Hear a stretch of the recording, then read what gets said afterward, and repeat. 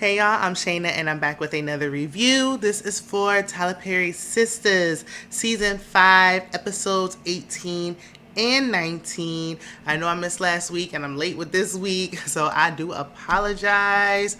Y'all already know I was going through some things, but I'm here now with both reviews in one. So please watch from beginning to end. If you're new here and you enjoy the content, don't hesitate to subscribe because I am still trying to grow my channel and it's a struggle getting through this YouTube algorithm. Like the video, check out my other content if you haven't already. I'm going to try to go through this quickly because I got to get my son from school, but we're going to get into it. Be sure to comment, especially on episode 19. Also, I want to give a shout out to another YouTuber, fellow YouTube sis in these streets. Shout out to the Bell Perspective TV. Check her out. We do some of the same reviews like Ready to Love. She does some reviews on shows that I watch and don't review like Love and Marriage DC and Harlem. So be sure to check her out, okay? Show support. There's room for everybody and we're all trying to grow out here. So we start episode 18 with Aaron and Zach. We know they was tussling at the end of episode 17. So they full-blown fighting. And the fight gets broken up. The owner threatens to call the cops. But everybody who's involved leaves. And he like, all right, the rest of y'all get back to eating. It was just a little scuffle. You know, no need to stop eating now. I need money coming in. So Robin is sitting at the bar. And Gary comes to that same restaurant. And he sits next to Robin. They're going back and forth, and Robin lets him know, because Gary's trying to, like, threaten him, like, oh, well, let me order you a drink. I know your funds is low. And Robin said, look, the money is in the business account.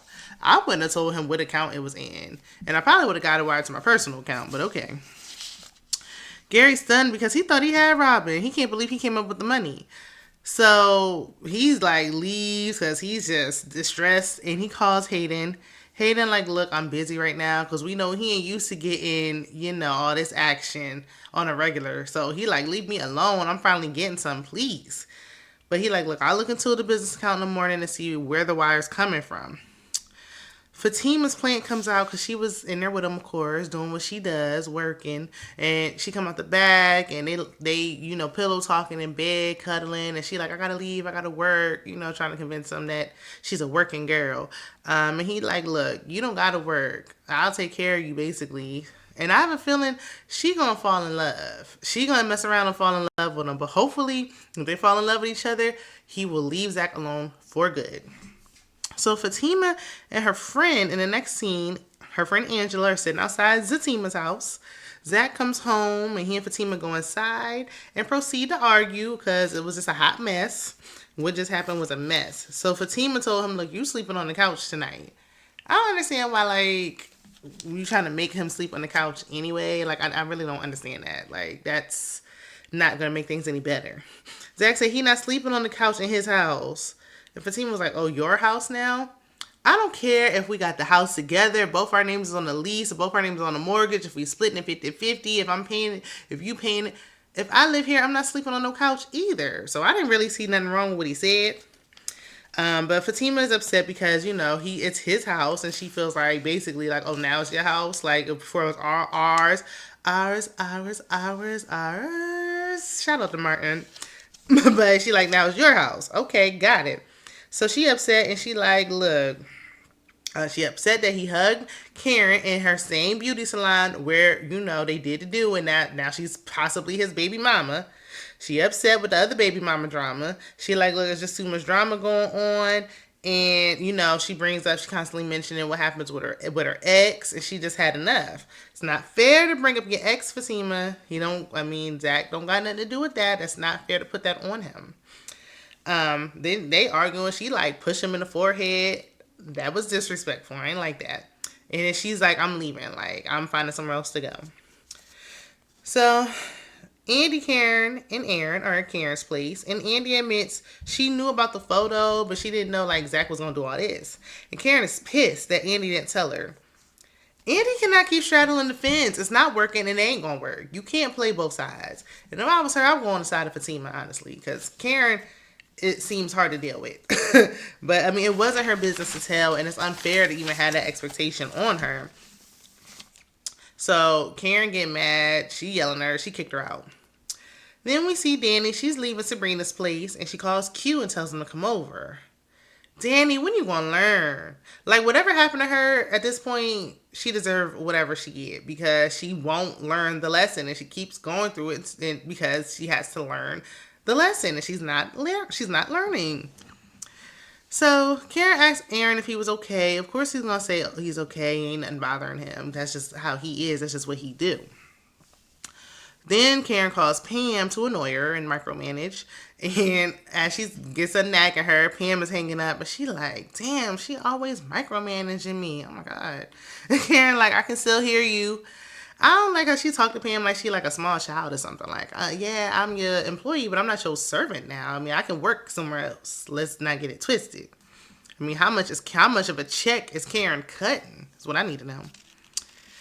So Robin comes to Andy's. Why do we always like come to like you can't call her on the phone or talk to her the next day? You got to show up at her place. But he tells her about the interaction between him and Gary. She needs to choose Robin. I don't even care if you're going through financial strife right now. Like, he just seems like the better option. He can actually get things done and really help her. And I don't know what she's hanging on to Gary for. So Q comes to Dani's place. They talk for literally 0.5 seconds. 0.05 seconds. Half a second. And then suddenly he starts stripping. And I'm like, what in the world? He anxious to get in her bed. But Dani declined. And, you know, they going back and forth. Wait till she find out he was sleeping with Maurice. Just wait. Because she ain't learned. Because she ended up getting in her bed anyway. And he ain't going to leave. He's not going. He lives there now. So, Maurice gets a new cellmate. But Maurice don't seem to trust him. But he did say something like he was in there for bank fraud and he couldn't make bail. And it sounded real reminiscent of the reason why Maurice is in there. It sounded like a similar story. So maybe Q got him too because he called Maurice sexy. So that means, you know, they swinging in the same direction. Maybe he got too. But Fatima got to Andy's place and Andy told her, like, no, you need to spend the night. I got everything you need. Toothbrush, toothpaste, roll, pajamas, whatever you need, I got it. So Fatima was saying something about she gonna go to her apartment in the morning. If you still got your place, you still kept your apartment. Why didn't you just go to your apartment? Like that ain't Tyler. Anyway, Andy's telling Fatima to work things out with Zach and not to let Karen get between them. And as soon as she says it, Karen is walking through the elevator. Like, how thin are the elevator doors? You can't hear all that. Like, it was like, she's like, don't let Karen get between y'all. And it was like, bing, and Karen comes out. How did Karen hear that? Like, how thin are them walls? So, episode 19, Andi kindly gathers Karen, because now Karen walking up in there. She like, you not supposed to be coming up here unannounced and conversations I'm not having with you, eavesdropping. She didn't like that she just barged in. And Karen was like, well, I came to apologize, even though I don't owe you that. And it's like, who do you think you... I couldn't be friends with Karen. I could not. I couldn't. Karen said, look, because Fatima was like, well, you know, I mean, I got a bone to pick with you too. Like, you did, Zach think you behind this. Like, and she was like, look, I didn't kiss him. I kissed him on the cheek. Even I could have kissed him on the lips. Like, girl, you think you doing something with that? Like, okay. She like, I could have, but I kissed him on the cheek. I didn't send him pictures. Fatima and Karen do agree that what Zach did was wrong. Like, he was doing the most. And Fatima decides to go home. She like, I'm just gonna go home and talk to him. Like, y'all two can talk. So Karen asks Andi if she's gonna get over this. So she like, look, I'm over it, and basically you need to get over it too. You like to let stuff linger. Andi said yes, but the look on her face was saying no. And no, like, hold Karen accountable. Like, no, you can't just do whatever you want and we're just gonna let it go. And we ain't blaming her on no pregnancy either, because she was nasty like that before she got pregnant. So Fatima comes home and Zach he put himself on the couch. He was already on the couch waiting for her. And they talk it out and they explain why they're both hurt. Zach is continuing to apologize because clearly he really loves her. But she still saw him sleep on that couch and she went on up the steps. So the next day, Karen tells Aaron at the kitchen table to be careful around Zach when they're at the basketball courts. Like, why? And Aaron, like, why you keep telling me to be careful? Like, what? I agree. Obviously, she don't think Aaron can handle his own. I mean, at one point in time, he was getting the best of Zach in that fight. Clearly, she don't think he can handle himself. And I don't like that. So Bayo called Sabrina and he told her he coming over. He want to talk to her about the whole Maurice situation. So she kicking Calvin up out the house.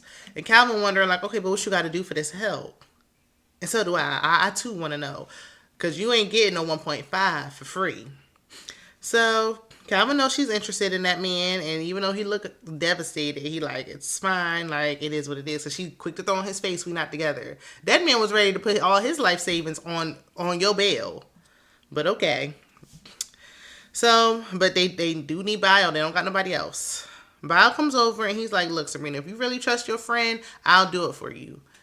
He gonna tell her she gotta marry him now. There's something behind this. So she immediately calls Andi to let her know, and Andi says she going to the office. She about to work on it. Ooh, the time is running out. Sorry, let me rush this along. So Gary tells Andi, because he at her place, he's like, look, I'm coming to, he went there last night. He's still there. I'm so tired of him. Get him up off. I don't want to take his check, but I'm tired of his storyline. But he told her he's going to her office to see her boss, and like he like stop acting like you don't know. And we know Andy's a terrible liar. How she's a lawyer makes no sense, but okay. And she like, look, well, two can play that game. Checkmate. Like I was about to make senior partner, and you getting in the way. So Maurice calls Calvin, and Calvin tells him that Sabrina is talking to Bayo. And Maurice like, okay, well, you know, should I call her? He anxious. Is he ready to get out of there? And Calvin like, give it an hour, call me back. So then we see it's the next day, and Zach is groveling at Fatima's feet pretty much, like begging and pleading, baby, please, baby, please. But Fatima, to me, was also wrong in this. She was wrong for pointing her fingers in his face. She was yelling too. I think they both were wrong. Zach shouldn't even been in a situation where he was close enough for Karen to hug him. But they both was wrong in that argument. So, I don't know. But while they talking, Fatima's plant calls. And she asking her the name. Like, what's the name of the baby mama? Like, yeah, because I got him wrapped. Like, we need to get this moving. Mind you, she's still working for Madam. So, she ain't trying to mess that up. But, Fatima tells her all the information. And the plant tells her, like, look, she's starting to fight with Hayden. So, he can drop baby mama number 1, which is Heather. He gonna drop her as a client. So Fatima's excited. She lets Zach know, like, finally we getting one step closer to getting all this drama out of our lives. In the next scene, we see Dani, who's laying in the bed with Q with a bunch of pillows between them, and she's trying to kick him out. But like a roach, he won't go.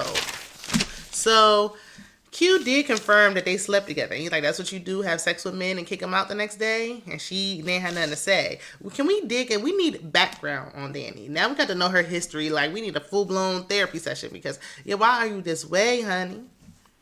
So he keeps saying, like, oh, you want me to go? Are you sure? Are you sure? Are you sure? Over and over and over. Dani was like, look, now, I'm going to show you, I'm sure. And Tyler Perry got a bad habit of making these characters repeat themselves again and again. If you're running out of things to write, get some writers. So Preston calls Dani while Q was in the shower, and every time they like having a little beef between them or there's tension, you know, they having a little issue, she quick to sleep with somebody else. This is about the third, fourth time now.